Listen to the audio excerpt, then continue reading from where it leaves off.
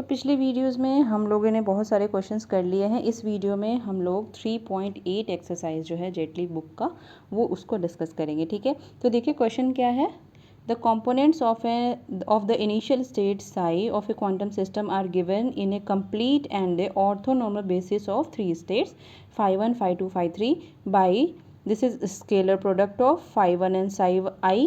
ठीक है, ये आपको वैल्यूज़ यहाँ पे गिवन है।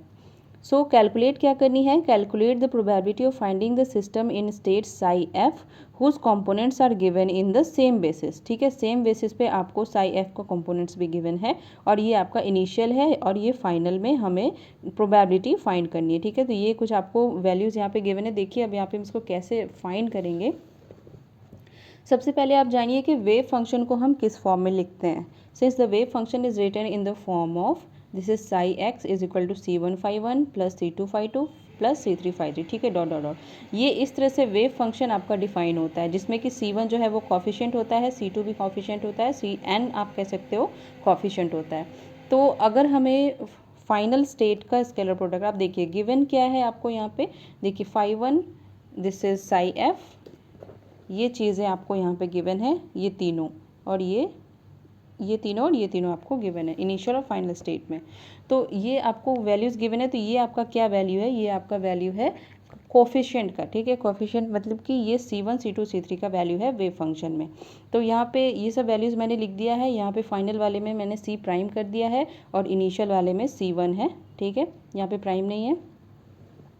So here the initial state can be written as, तो यहाँ पे इनिशियल स्टेट और फाइनल स्टेट की बात की गई है और यहाँ पे phi 1 phi 2 phi 3 जो है वो कॉमन है। तो यहाँ पे इनिशियल और फाइनल स्टेट को हम डिफाइन करेंगे, तो उसको हम कैसे लिखेंगे। देखिए here initial state is written as psi i ket psi i is equal to C1 phi 1 plus C2 phi 2 plus C3 phi 3।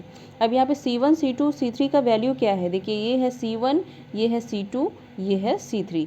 यहाँ पे इस वैल्यूज़ को पुट करेंगे तो हमारा जो साई आई है इनिशियल जो हमारा वेव फंक्शन है वो हमें यहाँ पे मिल गया। ठीक है, this is ket psi i is equal to iota upon √3 phi 1 plus √2 upon 3 phi 2 plus 0। ये तो C3 0 है तो ये टर्म आपका 0 आ गया। उसके बाद सबसे पहले हम इसको नॉर्मलाइज है कि नहीं वो चेक करेंगे। सो चेक नॉर्मलाइजेशन, इसका हम मॉड स्क्वायर करेंगे, फिर इसका मॉड स्क्वायर करेंगे, देखेंगे क्या वैल्यूज़ मिल रहा है। तो ये वैल्यू आपको 1 मिल रहा है। इसका मतलब कि ये जो वेव फंक्शन है ये हमारा नॉर्मलाइज है, इससे कुछ भी चेंजेस करने की ज़रूरत नहीं है। अब यहाँ पे इनिशियल स्टेट तो हमने फाइंड कर लिया। अब देखिए हम फाइनल स्टेट कैसे लिखेंगे। Similarly final state can be written as, final state को हम लिखेंगे psi f is equal to this is C1 prime phi 1 plus C2 prime phi 2 plus C3 prime phi 3। ये कुछ इस तरह से वैल्यूज़ आपको मिलेगा। अब यहाँ पे देखिए ये वैल्यूज़ आपको पहले से ही क्वेश्चंस में गिवन है।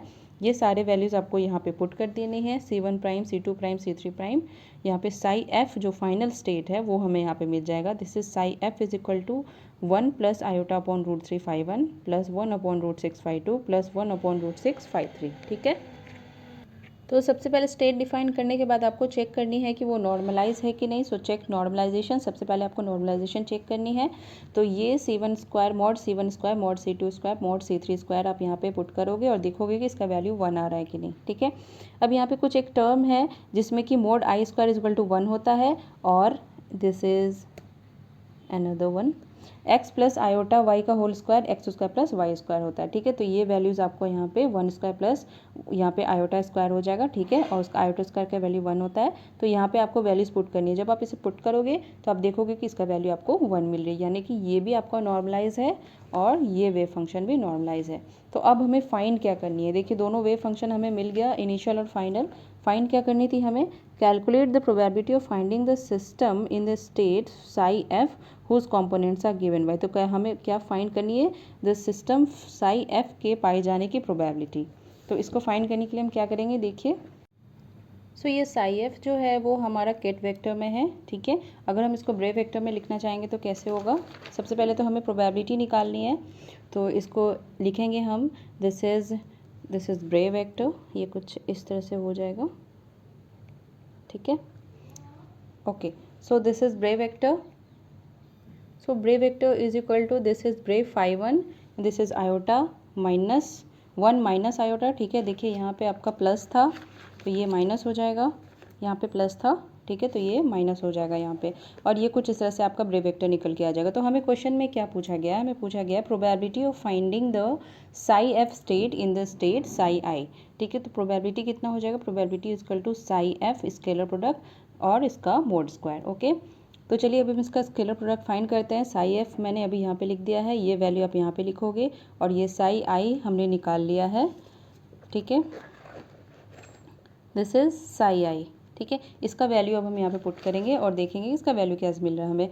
तो ये कुछ इस तरह से मल्टीप्लिकेशन होगा। देखिए ये आपका इनर प्रोडक्ट हो जाएगा, यहाँ पे 5 1 जो है वो 1 हो जाएगा, ये 5 2 जो है ये 1 हो जाएगा, और ये तो 0 था, तो ये 5 3 का वैल्यू यहाँ पे 0 मिल जाएगा आपको। ठीक है, तो अब इसको आप सॉल्व करिएगा, देखिए इसका आप मल्टीप्लिकेशन करिएगा तो ये हो जाएगा कुछ इस तरह से, और यहाँ पे 1/√6 और √2/3, √6 को हम लिख सकते हैं √3/√2, तो 2√2 कैंसिल हो गया, √2 और ये कुछ इस तरह से वैल्यूज़ आपको यहाँ पे मिल गया। ठीक है, अब ये आ गया आपका स्केलर प्रोडक्ट। ठीक है, अब इसका जो मोड स्क्वायर होता है उसको हम बोलते हैं प्रोबेबिलिटी। तो प्रोबेबिलिटी निकालने के लिए probability is equal to this one mod square, ये वैल्यू का आपको यहाँ पे मोड स्क्वायर करनी है, तो ये आ जाएगा 2/3 का होल स्क्वायर प्लस 1/3 का होल स्क्वायर। ठीक है, इसका कोफिशिएंट लेना है। सो प्रोबेबिलिटी आपको यहाँ पे कितना मिल गया, this is 5/9, therefore probability is equal to 5/9। हमें क्या पूछा गया था यहाँ पे, देखिए क्वेश्चन में calculate the probability of finding the system in state psi f state में हमें प्रोबेबिलिटी निकालनी थी। तो ये प्रोबेबिलिटी जो हमारा साई एफ स्टेट में निकल के आया वो हो गया 5/9। तो यहाँ पे ये जो हमारा क्वेश्चन था वो कंप्लीट हुआ। अगले और भी बहुत सारे क्वेश्चंस को हम डिस्कस करेंगे, सो बने रहिए इस सीरीज़ में, और सारे ही क्वेश्चंस बहुत बहुत इंपॉर्टेंट है, सारे कॉन्सेप्ट आप सीखिए। ठीक है।